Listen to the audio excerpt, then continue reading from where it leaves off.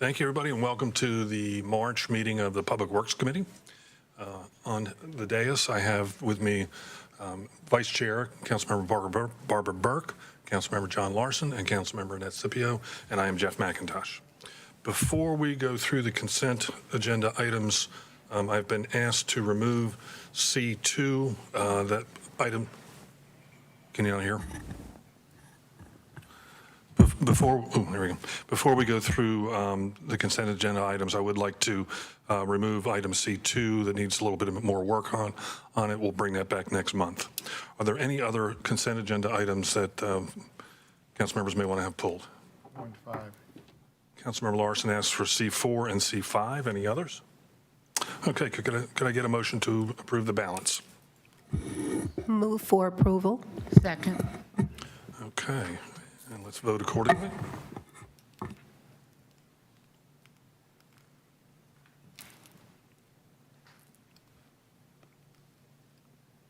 Very good. Thank you. Could we have item C4, please? Item C4, resolution awarding purchase order for automatic leaf loaders.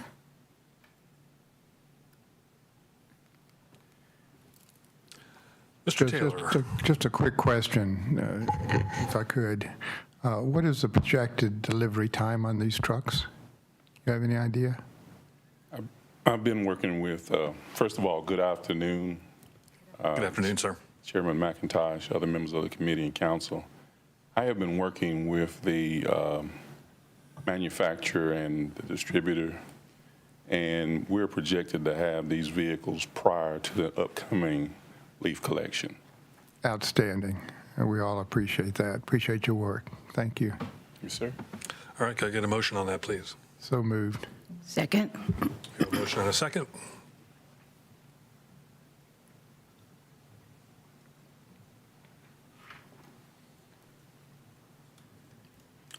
That's approved unanimously. Thank you.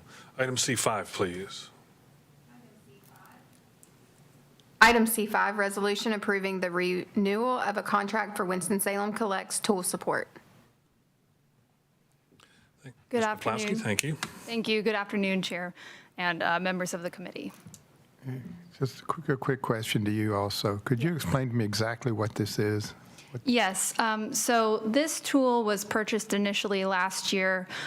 It is the Winston-Salem Collects tool, which currently is available for download through your phone, also for use on our city's website for residents to be able to stay up to date on their collection days, search for the ways to properly dispose of various materials, and other useful tools to be made aware of any solid waste collections, so both recycling as well as garbage collection, leaf, brush, bulky, and yard waste collections. So we have, at this point in time, it was released to the public last August, and at this point in time, 19,000 addresses have been searched, and when that happens, residents can also sign up for reminders. So it is fairly popular with our residents, and this is just a continuation of that contract. It's excellent. I had no idea we were doing this, and I hope we can broadcast this service a little wider.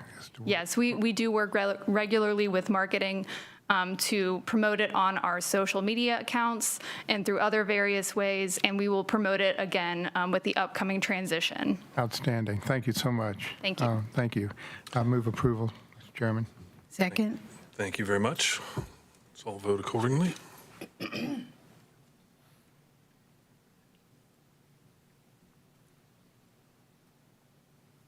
All right, great. That's unanimous. Let's move to our general agenda. Item G1, please. Item G1, resolution fixing the date for public hearing on a petition for the voluntary annexation of approximately 4.97 acres located off of Old Walkertown Road. The project is known as Mill Creek Crossing, located in the Northeast Ward. Public hearing April 3rd, 2023. Thank you. Mr. Murphy, if we can get a briefing on this, appreciate it.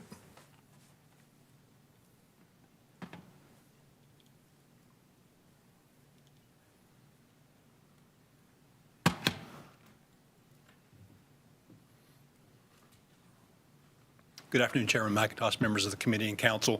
First of all, I'd like to do a brief introduction. I want to introduce you to Karen Kessler on our staff. She is our principal planner who's over GIS data analytics, graphics, and she's probably already prepared maps for each one of you, but I just wanted to introduce her, and more than likely she will be handling these moving forward. But this is an annexation request of WR Welcome. Construction LLC. There was a little bit of crossing. I don't have the PowerPoint loaded on the computer here, but I think we can just talk from the image here. You'll notice that part of this property is already within the city of Winston-Salem. Part of it is within Forsyth County. There is a companion zoning request that is going through the process as well.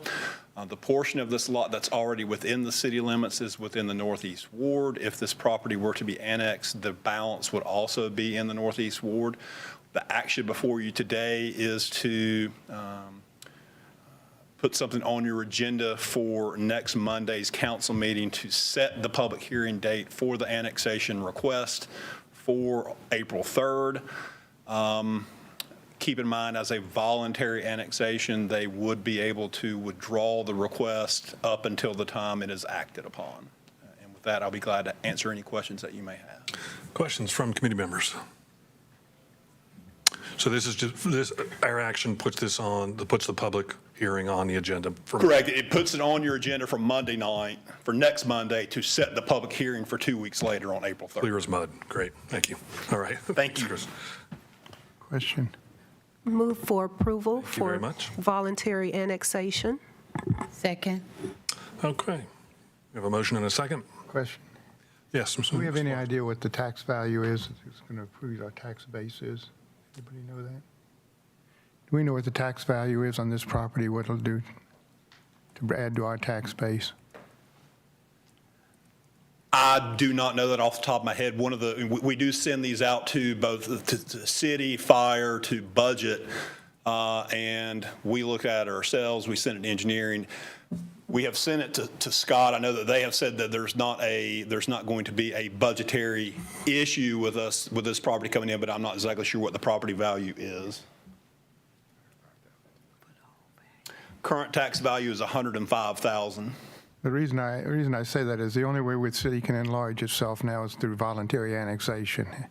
And in order to increase our tax base based on the footprint that we have, this is the way it happens. And so I'm thankful for the cooperation to add this to the footprint of Winston-Salem. And I'm glad to have that extra tax base added to the city coffers. Okay. Any other questions? All right. I think we've all voted. And that is unanimous. Thank you very much. All right, let's go to G2. Item G2, information on the North Carolina Transportation Summit Report. Mr. Fansler. Good afternoon, Mr. Chairman, Madam Vice Chairman, members of the committee and council. Hope you're doing well this afternoon.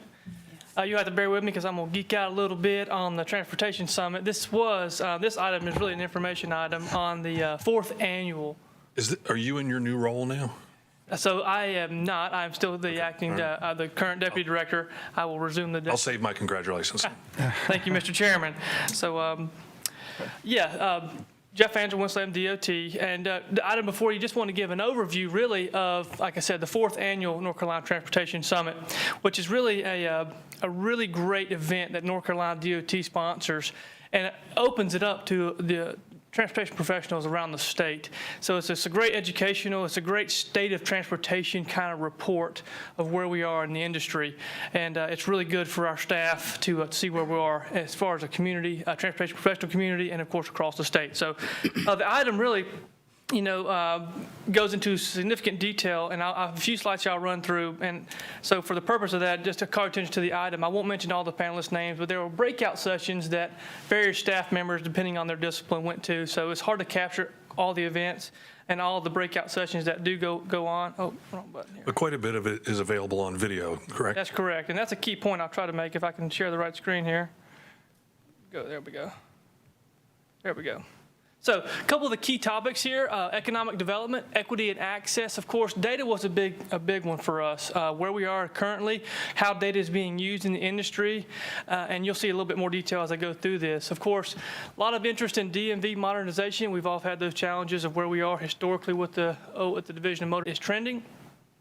and then a lot around the multimodal transportation innovations. You know, we're all moving forward a multimodal platform. How are we providing multimodal options in our cities, across the state, incorporating those into active projects, and how are we thinking about including those along the way? So a lot of ideas and thoughts behind that. Of course, as you've seen many other iterations and across the professional sector, there's a workforce issues. It's no different for transportation. Those challenges are hitting us. You've heard from city staff across the boards, and of course, we just echoed that across the state at the statewide level, some of those challenges, but also some ideas of how we're combating those. And then broadband and how we're including that infrastructure with transportation projects. You know, we build a lot of miles. The state plans for new miles of highway every year. How are we including broadband infrastructure with those projects? And then, of course, a lot of discussion about funding policy. Chairman McIntosh mentioned that this is available online. This is way too much information to go over in about 8 minutes. So I encourage you to visit the website. There's a breakout sessions. It really highlights the keynote speakers, the topics. So in your free time you want to, I think it'll be a good resource. First, I want to just call your attention to, you know, YNC, why the transportation's role in economic development, really. I'm not sure is that showing it too well. Let me if I scroll down a little bit, but. So basically, there was a panel of North Carolina business leaders, and this included everything from EV manufacturers to big battery manufacturers and et cetera. And really, what is the idea of how we're coming and developing in North Carolina? Basically, transportation leaders and developing resources in North Carolina. Some of the things they're looking for when they invest, of course, what is the workforce like? What type of skilled labor do we have in the area? And how can we get those educational resources to facilitate our needs for the employer? And then, of course, site availability and readiness. And so they talk a little about how we're area planning and how we're developing sites for major manufacturing facilities. And then a big one, of course, is speed of development, and that kind of piggybacked into the infrastructure availability. How quickly can we get here? Can we get our equipment here? And can we move goods that we manufacture? A lot of those surface transportation needs are really kind of a big thing for what they're looking for is how to deliver their product, not only to build the facilities, but once they're up and running, how they can export and produce their goods. Next, another breakout session was really about using data, and I mentioned data was a key part of this, and we saw that through all, you know, throughout the presentation was how agencies, how different municipalities, how NCDOT is using data, and then of course how different panelists from really countrywide are using data to make decisions. You know, and I made the comment here, the future is data, and it was clear to us based on the comments that we received, the panelists were there, that it's a tool, and it should be viewed that way to make decisions on projects, to make decisions on funding, to make decisions on safety. All those elements were data-driven. And I think it was another key takeaway that we wanted to mention was the importance of keeping staff trained, because emerging data, it's like we can't keep up. The industry trends are outpacing our ability to learn what the latest trend is, and making sure that we recognize that one, and then how are we developing our skills to keep up with that. And then, of course, how using one data source to solve multiple problems. That was a key thing, because we talked a lot about big data, a lot of data out there, a lot of resources, and we can't be experts in everything, right? So we have to understand what data we need and how we can use that to solve multiple problems so we can streamline our efficiency. And I think a lot of that was aimed at project delivery, understanding what we have from a data perspective and how it can be applied to many different elements of what we do. Another thing I wanted to mention here, reducing vehicle miles traveled. This is another kind of key breakout session that we wanted to highlight from the event. And basically, this was panelists from different government and nonprofit and different health backgrounds. And basically, it was a panelist sharing useful tools and resources, talking about environmental justice and how we're ensuring meaningful participation from historically underrepresented groups. And that was clear, a statewide initiative, and it was clear from different folks across the country that have come in to participate in this event as well as to what initiatives they're putting forward to solve these problems. And one of the main takeaways was that transportation funding resources too. It took two forms. It was an equity piece, but also a funding piece.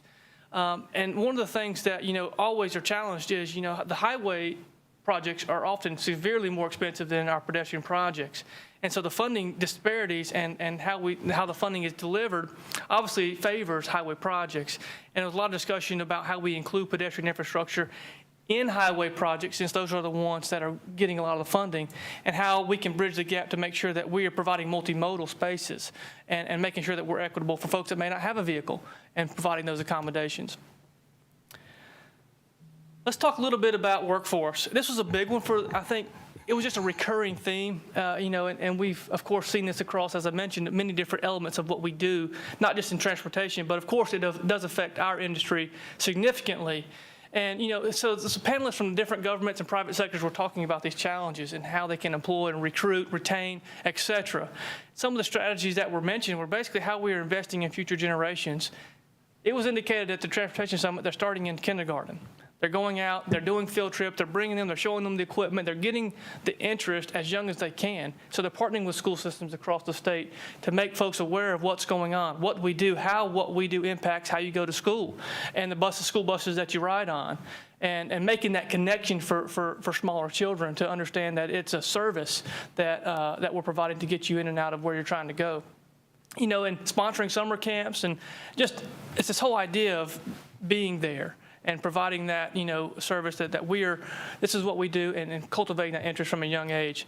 And then, of course, there's also the work-life balance issues, and that was a lot of topics brought up about how we navigate that work-life balance and competitive pay and flexible work from home. These are all strategies that you've seen. You've heard our HR department, and these are strategies that are being deployed statewide. So I think a lot of those, we're all in the same boat, figuring out what employees need out of their employer and what do they want to be successful in their positions for their employer. One of the things I wanted to highlight, and this was a fascinating piece, and it was what we're calling it the other Winston-Salem, other WSDOT. We had a speaker come in from Washington State, and I went to this particular session, so I'll probably be able to talk more intelligently about this one because it was fascinating the way they talked about this particular involvement. So one of the things there they mentioned, they talked a lot about in and out this high school to highway. It's this whole idea of getting into the schools early. That's great. But one of the things I want to call your attention to is this centralized hiring process, and the reason I call your attention to it because of their success. I noticed there, basically the idea behind the centralized hiring process, and particularly I'll relate it to engineers. This is the Public Works Committee. You're all familiar with the struggle for professional engineers in our engineering community right now. It's a challenge.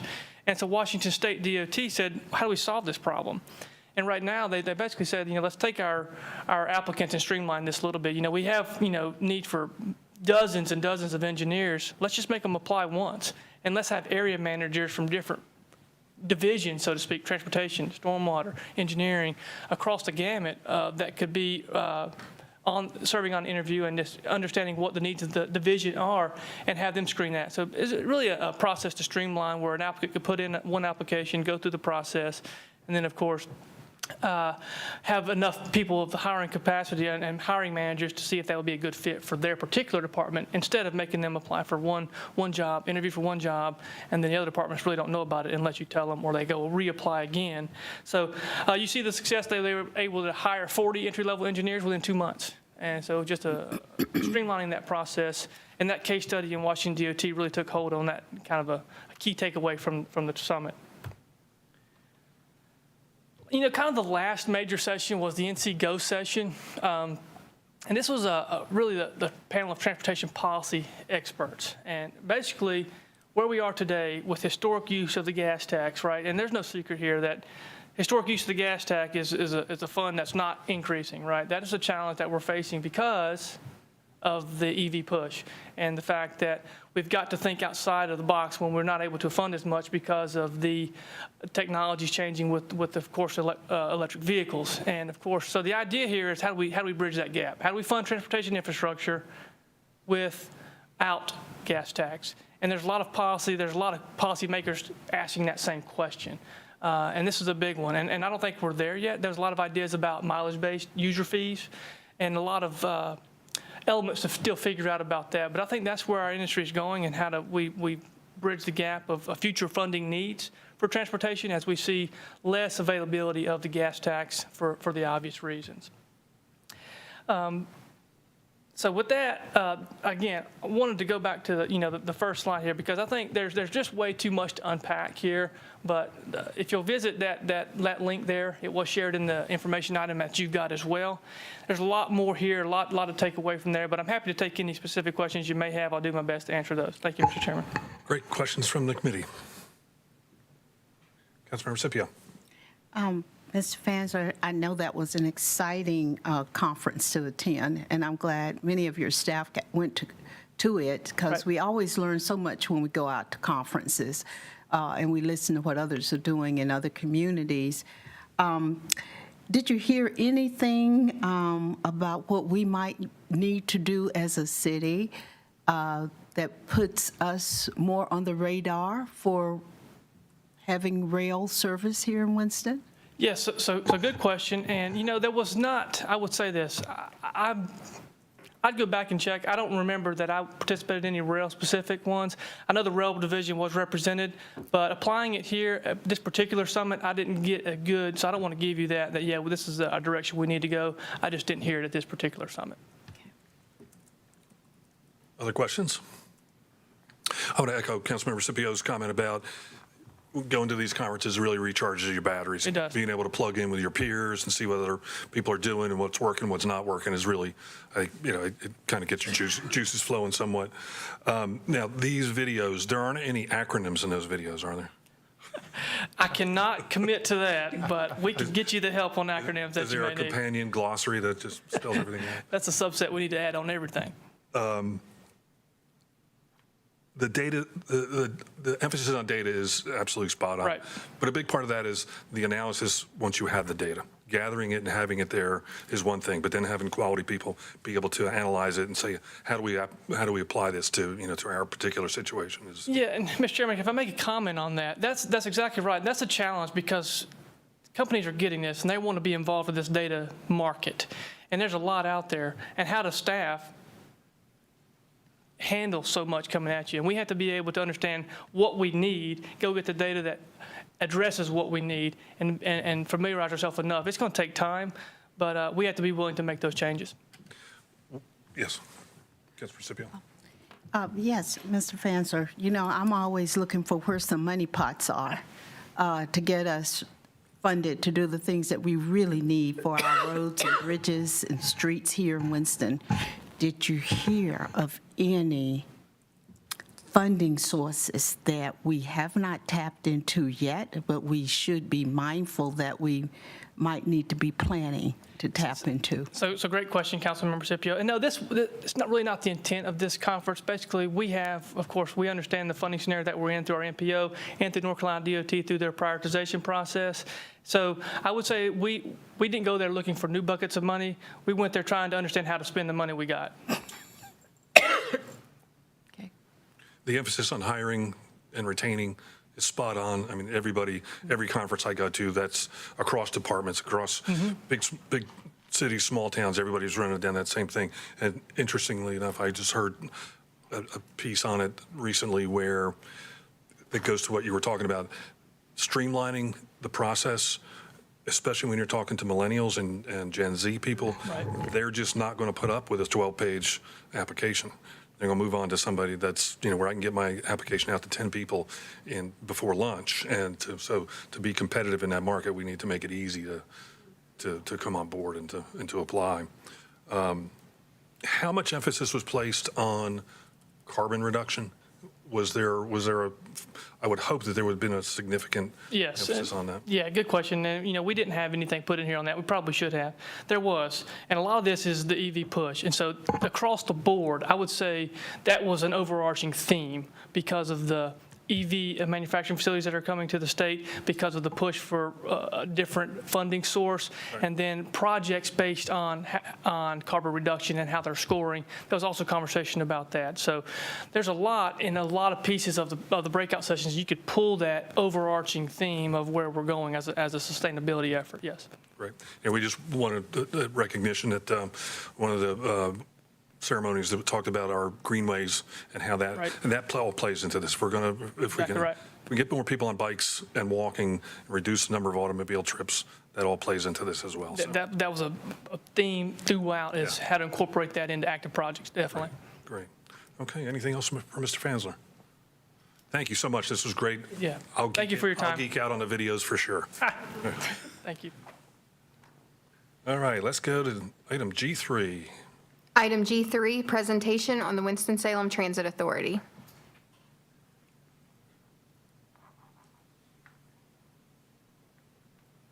Ms. Woodson, great to see you. Good afternoon, Chairman McIntosh and the members of the Public Works Committee, as well as the Public Works, the General Counsel.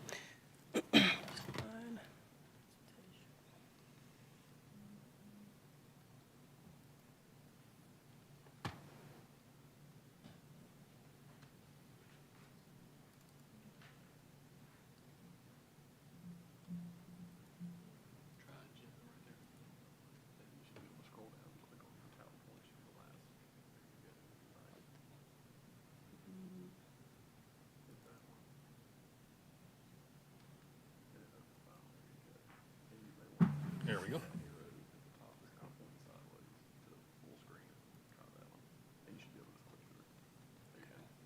Thank you, Aaron. You got it. We're getting ready to see lots of tables and graphs. Yes, but I promise to go through them quickly. However, if you have any questions or concerns, feel free to stop me as I go along. Great, thank you. So this afternoon, I am coming before you to bring you a WISTA update. This update today is basically in relations to the data. It is going to give you information on the calendar year of 2022. So we generally, when I bring the update, I like to provide a calendar year update as well as a fiscal year update. So that's what you have before you this afternoon. This is just the general table of contents of all the slides that we have before you. This first slide is a regional slide, and this provides us data with regional transportation authorities around our surrounding area, and just telling you how much service they're having, and this is all since COVID. We started tracking this information. I had my data analyst to start this so that we can provide this information to you as well as to our WISTA Board of Directors, just to let you see how much service they have and any impacts that they have as far as their service is concerned. So this is just how the Columbia, South Carolina, Chapel Hill, Durham, Greensboro, Charlotte, Winston, of course, the Research Triangle, Charleston, and Raleigh. So some of them have had significant changes in their level of service and some not. There's some that are still fare-free. And if you look at the data, the slides that will come shortly after this one, it will show that they have an increase, a significant increase in their ridership. And those agencies that are doing that are fare-free. So that would support the reason that the ridership has increased. This is also just a slide of the graph of the same information, just showing you how it fluctuates in a bar graph detail from January through December in reference to the ridership over the region of those specific areas. I'm curious if this slide, anything on here surprised you. And it did surprise me how far down We are so far down, yes. And again, I feel my data analysts as well as the operational staff, we feel that that's because we are paying we went back to paying fares, charging fares, and like I said, some of the agencies are fare-free. And then some have made some changes. I know the Research Triangle Raleigh area, they have introduced the microtransit to their system. As something that we're looking into as well in the future. But I think those changes have, supported the reason that their ridership has increased. Councilmember Scipio. Ms. Woodson, is the fare free because they're using federal dollars to actually operate their systems? I cannot say it's federal dollars that they're using, but they have some of the data or resource for revenue because they have been fare-free ever since the height of COVID in 2020. So I can actually see if I can find out that data as well to see how they're able to provide fare-free service. Because I know we used our COVID dollars. Yes. To allow for the CARES Act and the ARPA, yes. And actually, to be honest, when we had to actually audit, we were audited on our CARES Act expenditures, and the fare collection was not an eligible expense. So I don't believe that that is supporting their service because we were not able to use that as a eligible expense to use the CARES Act funds. I'm curious, Mr. Chairman. Councilmember Larson. Yeah, I'm curious that in the last quarter, everybody seems to be going down except Charlotte, and Charlotte just consistently going up, up, up, up, up. You have what are they doing down there? Do we know what? The only thing that I know that Charlotte is doing is I think they have a microtransit option as well, and they've expanded some of their service, the service area. I have not identified any additional details to support their growth in the ridership, but we're constantly trying to reach out to their agency to see what they're doing, because of course we're interested in finding out what we can do, if it's feasible for us to do, to help to increase our ridership as well. They got a terrific population base, obviously, but I'm Yes, just they looking at do. the trend generally as to where you look at what the other municipalities are, sort of up and down consistently. The last quarter going down, Right. but Charlotte somehow or another just keeps basically going up. Yes. Charlotte's a difficult compare. I mean, It is. It's a lot. Their service level is totally different from ours, and their availability as far as how many and the amount of routes that they have and this coverage area, different factors. So it's kind of like apples to oranges, so to speak. 100 people a day move to Charlotte. Yes. Right, and Charlotte is like Atlanta. Right. So a lot of people that move from Georgia move to Charlotte and vice versa.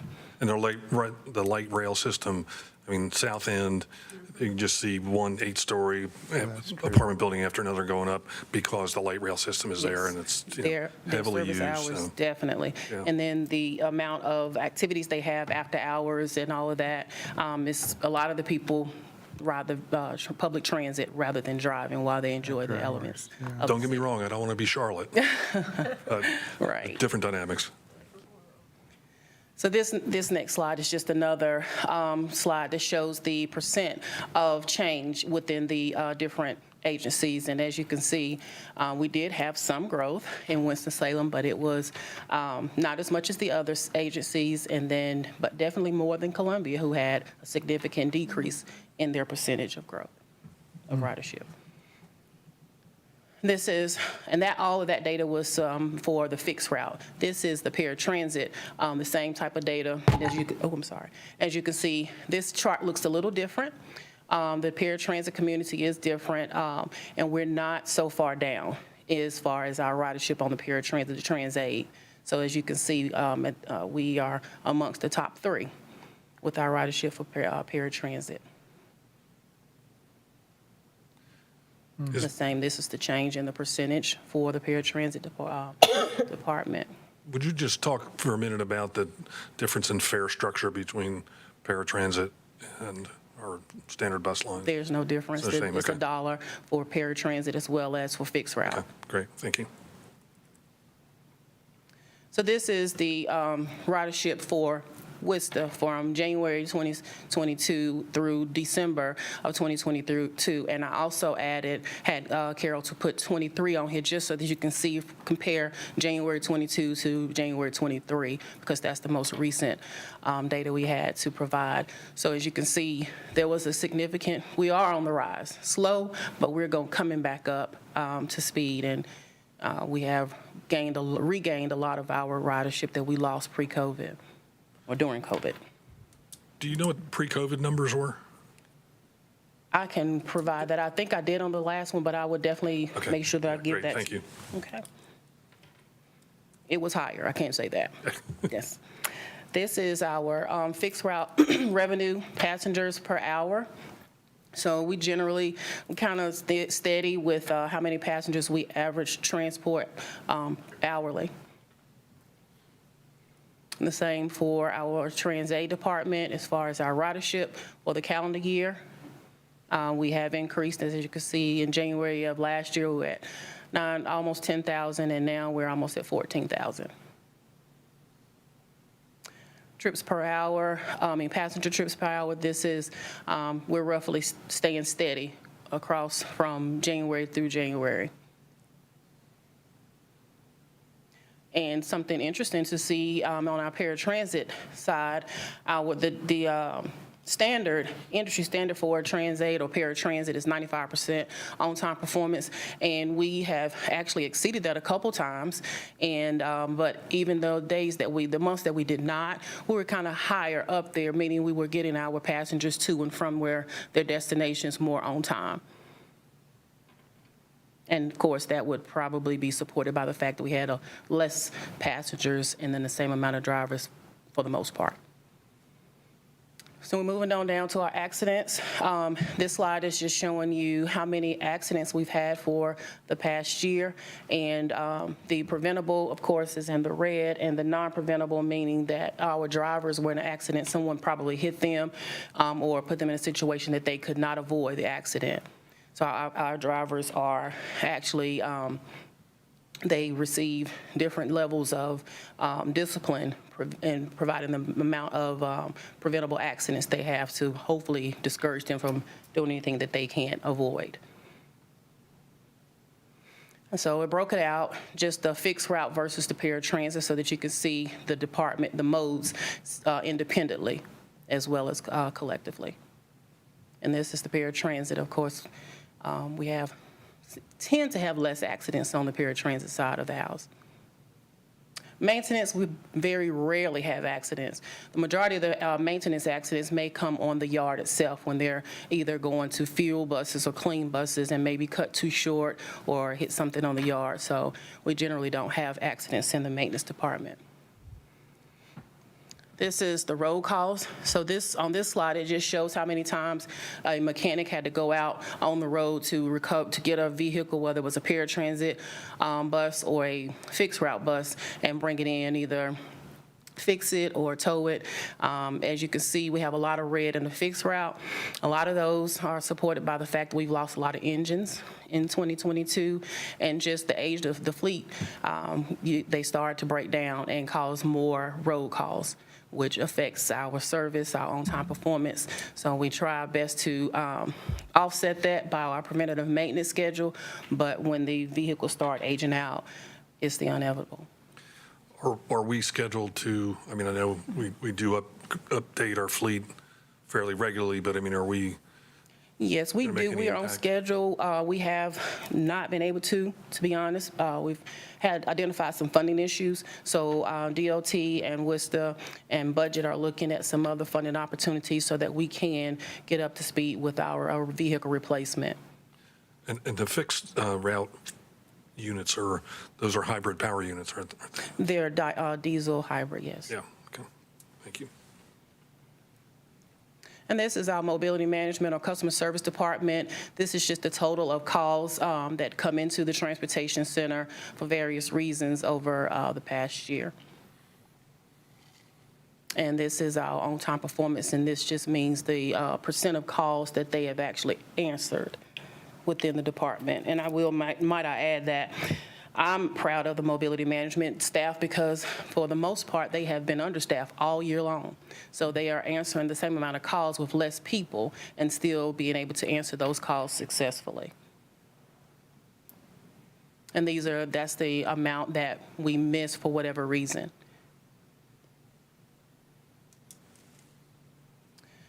So this brings us to our obvious challenge, which is our operator shortage. We still are presently understaffed as it relates to our operators. Again, we have a shortage in our mobility management department, maintenance department as well. The only department that we're fully staffed in, to be honest, is our admin department. So we are facing the challenges that everyone else is facing around the world today with trying to attract drivers, maintenance, customer service, whomever we can attract. And I just wanted to make sure that you all were aware that we still have the sign-on bonus as well as the referral bonus. We increased our rates with our contract negotiations last year. So we have staff that are committed to working with the city with job fairs. We're doing large interview sessions. So instead of one-on-one interviews, my operations departments, the managers there actually interviewing several candidates at one time to try to eliminate any gaps or any bridges that may cause people to go in the opposite direction. So we're speaking our truth and hoping to get some more people to come to work for WISTA. This is a slide that I just want to make sure that I keep you abreast on as far as our number of classes that we have and kind of how many we're actually able to hire versus how many are there day one of class. Because oftentimes we hire several, and by the first day of class, they've either found other employment somewhere or for various reasons they choose not to come and take that job. And the total hired is not actually the total that come for the interview and are offered the job. This total hired are people that we actually go through the whole onboarding process. So that number is actually higher, but this is the onboarding process numbers. Of course, in the middle is the bonus program payouts. To date, we've paid out $26,500, and we are utilizing ARPA funds for the sign-on bonus and the referral bonus. And then the referral bonus is the last column to my right, your left. So for this update, I wanted to just show you all some of the initiatives that we have. TransDev, we really are highly promoting safety, always and forever. Safety first, customer service is just as important. So those two factors are what we train and we preach every month. We have monthly safety meetings, and this list is just a list of the topics that we just trained our operators and employees on last year. And then on the right are the compliance topics, because as an organization, we want to make sure that we keep our employees abreast and in compliance with things such as workplace violence, critical thinking, customer service, drug and alcohol program, ethics policy, data security. So those things that actually do matter, and those are some of the topics that we those are all of the topics that we trained on in 2022. Public Transportation Agency Safety Plan. This was a federal requirement that all transit agencies create a PTASK, which is a plan that reduces the hazards and give ways to the employees to report hazards, reduce hazards in a way to make the organization safer. And in this last update of the PTASK, it was also a regulation and a requirement that each agency have a safety committee. And they even gave the makeup of the safety committee. It had to be equally distributed between the union and the management, which is different. Usually the management is able to create the members on the safety committee, but FTA regulated and made it mandatory that agencies partner with the unions to create this safety committee. Out of our safety committee, we've met several times, and in our last 2 safety meetings, we came up with different things. A lot of the suggestions were, we have 10 codes where our operators call in a 10 code that tells dispatch something that they need and identifies a certain request. Well, when you hear 10 codes all day long, that becomes redundant. So this is one of the safety committee members thought that it would be helpful to have some color codes. So something different, something that passengers were not aware of, and different things of that nature. So if a driver or an employee calls over the radio and identifies a color code, then the dispatcher would immediately know what type of emergency assistance to provide for that operator, and a means to try to help reduce the time that it takes to get there. This is just some of the marketing outreach that we do. My marketing director, Tina Carson-Wilkins, she was participated in an event today at the Winston-Salem Foundation. So we're all over the city participating in different efforts with other community agencies in order to market our services and help educate people on transportation itself, and another means of trying to attract employees. So this here is just basically showing the website. Our website is wista.com, and this shows the metrics of how many people actually visited our website over the past year.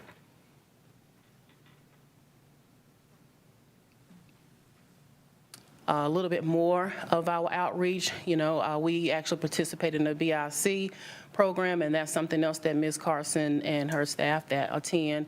And then we partner with the union and the Office of Diversity, Equity, Inclusion, and working with them on different initiatives to provide means in the community as far as helping them identify where they can get clothes, food, and different things of that nature. But WISTA, we work with the Human Relations Department quite often in those efforts. Well, this brings me to a slide that is a little sad for me. I've asked Mr. Garcia to be here tonight just because this will be his last Public Works meeting. March will be his retirement from the WISTA Board of Directors. He has been the chairman of the board over 8 years, but he's actually been on the WISTA Board of Directors for 18 years. So March of 2023 will be his final representation, his final meeting with the WISTA Board of Directors, and so is Dr. Jack Fleer. He has also been a member since 2010, and he will be retiring as well.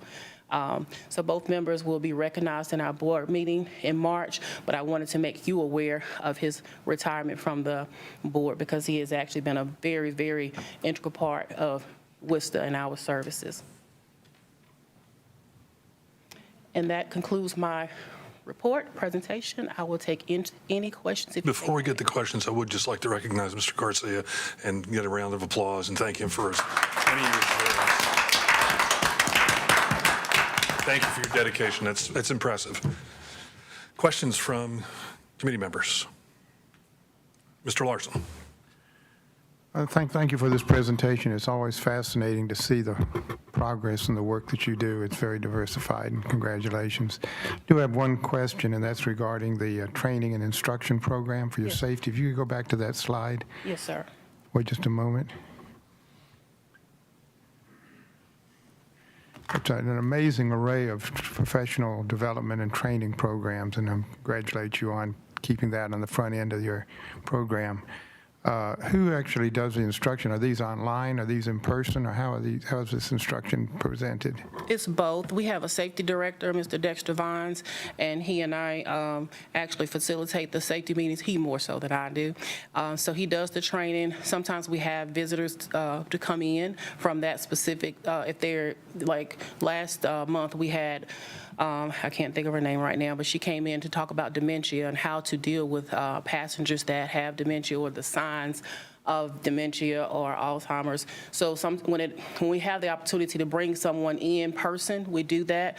But TransDev has an online option, so the majority of these trainings are online, and we give them all of the employees, including myself, have a deadline. So whenever they release a topic, or if I identify a topic that I need for my employees, I have the option to go in and assign it and put a deadline for them to take the training, participate, and you get a certificate after you complete the training successfully. Is this for all people or just drivers, or who is this? It depends on the topic. So like the workplace violence, for instance, that was for all employees. The workplace, the active shooter, that's for all employees. Understanding dementia and cognitive issues, that was for all employees. But the admin employees would not necessarily need pedestrian awareness or lockout tags for your maintenance vehicle. So it depends on the topic, and that will define the audience. I think it's an impressive list of requirements of what people have to think about when you're in your department. I mean, it's not just driving the bus from point A to point B. Yes, sir. That's one of the reasons why I wanted to show you all this, because oftentimes people feel as though all we do is drive those green vans or those green buses. We do way more than that. We have to have a lot of training that supports the safety and awareness of that. We deal with passengers every day, every hour, so we need to know how to deal with them as it relates to customer service and identifying things such as dementia. We've had times where we've had to call the police because passengers didn't know where they were. And, so we have the safe place, and we support that as well. So a lot of training goes into providing a service at WISTA. How do you communicate? How does a driver communicate back off that bus back to you if they have an incident on a bus? We have a radio, two-way radios. Shortwave radio, yes, sir. back to your base. Yes, sir. So you're never out of touch. No, we actually got a new radio system shortly after I got here, so we generally we don't have any issues at this time with connectivity or hearing them, so we're able to, as long as they have that radio, and all of our vehicles are equipped with the radios, they can communicate to us and we can communicate back. Do you have monitors on the bus so that you know where they are at any given time? We have, when we did, but currently we are working with the legal and purchasing and as far as getting a contract secured and executed for a new AVL provider. GMV, I believe, in one of my previous updates, I notified you all about GMV Synchromatics. They are going to be replacing NextBus. So currently, we do not have that locator on the fixed route buses. We're in transition. As soon as that contract is executed, we will have a contract with GMV, and we will have that service on our buses, which is a regional project. So Park, Greensboro, High Point, Burlington, there's 7 agencies that's participating in that regional effort. So all of us will have GMV, Synchromatics, so we'll be able to look and see each other's data and all different types of benefits from being in a regional project. Great, thank you so much. You're welcome. Councilmember Scipio. Ms. Woodson, always a good report to see what's happening in our wonderful public transportation service that you manage. On your slide that talked about fixed route calendar year ridership, it was interesting to see a big spike in August. That one. Yes. And do you happen to know what was going on at that time, why we got a big School started back. increase in ridership? School started back, and that was one of the driving forces that we identified. Schools? Yes. Oh, okay. And so when we see that drop in December, it's because they're going on school vacation? Vacation and during the weather. holidays and- Yeah, and also weather events that would, because we had a couple days in December where we had to shut down service due to the weather, and that affects our ridership as well. Did I hear that there might have been a partnership between Worcester and the school system, or was that another, may have been another city? No, I've met with Forsyth County Schools, and we actually are in communication and talking about some type of partnership that we will bring to council for approval at the appropriate time. Yeah, okay, thank you. Thank you, Ms. Woodson. As always, your reports are just full of data, very thought-provoking and very well thought out. So thank you for the quality of the product that you produce.